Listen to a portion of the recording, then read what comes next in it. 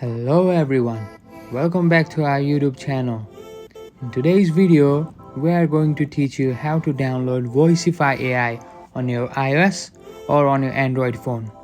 To know and understand more about Voicefy AI, do watch our video till the end. In order to download Voicefy on your mobile phone, you need to open App Store first.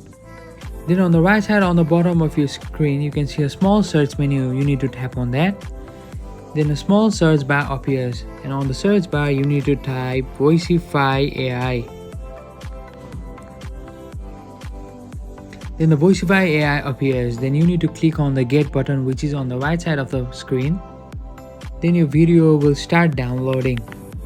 The app size of Voicefy AI is just 92.7 MB, so the download is pretty fast. And when your app is downloaded, you can click on the open menu and start enjoying your app. Thank you for watching.